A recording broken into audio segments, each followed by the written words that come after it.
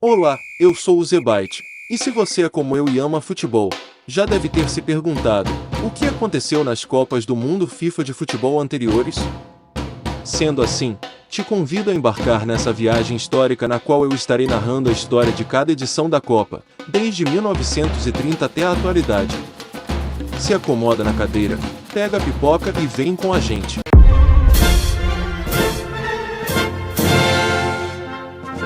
O Mundial de 1950, ocorrido no Brasil, despertou no povo brasileiro uma expectativa pela vitória da seleção, até então nunca vista. Já naquele tempo a torcida brasileira era apaixonada pela seleção e por futebol, e ter uma Copa do Mundo sediada no país causou uma enorme alegria na população. Ainda tinha a questão da seleção brasileira, já naquela época, ser considerada uma das mais habilidosas do Mundial e uma das preferidas ao título. O Brasil foi o único candidato apto a sediar a Copa. Ele não teve adversários, pois a maioria dos países europeus estavam devastados e abalados pela Segunda Guerra Mundial.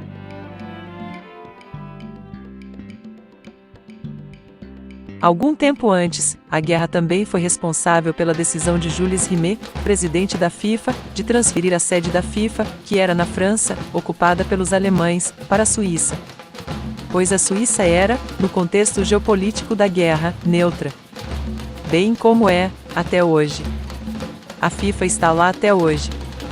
O Maracanã, senhoras e senhores, nasceu nesse período, com a finalidade de abrigar jogos dessa quarta edição do Mundial. O governo queria que esse estádio fosse o maior do mundo, com capacidade para, aproximadamente, 200 mil torcedores.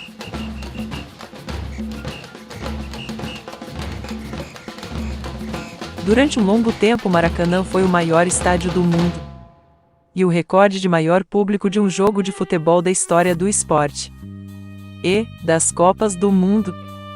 Aconteceu justamente nessa edição de 1950, no nosso querido Maracanã, na final entre Uruguai e Brasil, registrando oficialmente um público de 199.854 pessoas.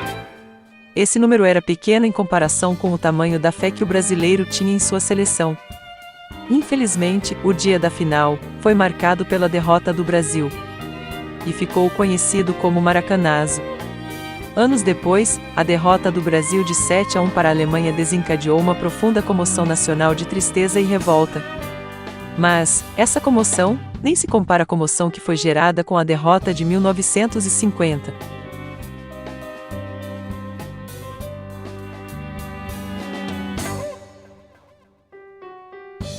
Após a derrota, o histórico narrador, Pedro Luiz, disse nos microfones da Pan-Americana: Perdemos hoje, para conseguirmos vencer amanhã.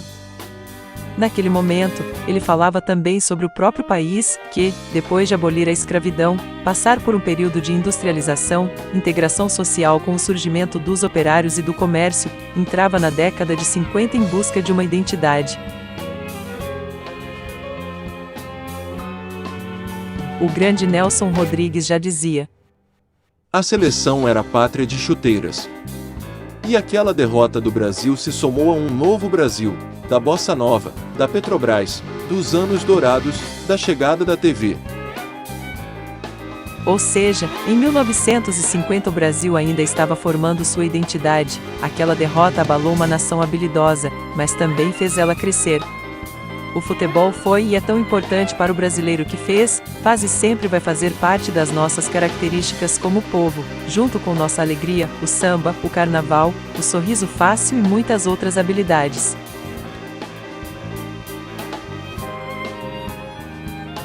O impacto foi tão profundo que mudou o futebol no país para sempre, mudou a forma de mentalizar o futebol e transformou, ao longo do tempo, nossa seleção na seleção mais campeã da história. Nessa edição foi a primeira vez que jogadores passaram a usar números nas camisas. As eliminatórias tiveram 33 países. A Argentina, alegando divergência com a direção brasileira de futebol, não quis participar da Copa. As 16 seleções classificadas foram divididas em 4 grupos. Contudo, houveram algumas desistências e o número de seleções caiu para 13. A seleção da Inglaterra, já considerada poderosa na época, fez sua estreia nesse Mundial. E foi nele que ela foi vítima da maior zebra das Copas, até então. Se você chegou até esse momento do vídeo, eu quero, de coração, agradecer por sua audiência e te pedir que se inscreva no canal, ative as notificações e deixe seu like no vídeo, pois assim você nos ajuda no nosso trabalho e com isso o YouTube percebe que nosso conteúdo, além de ajudar pessoas, é um conteúdo maneiro. Combinado? Então vamos continuar.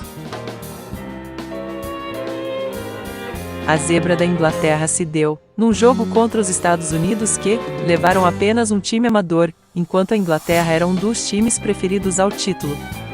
O resultado foi 1-0 para os estadunidenses.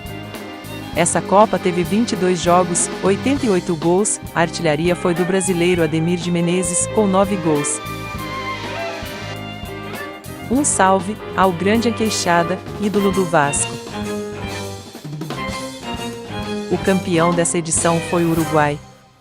Nós ficamos por aqui, até a próxima e um forte abraço.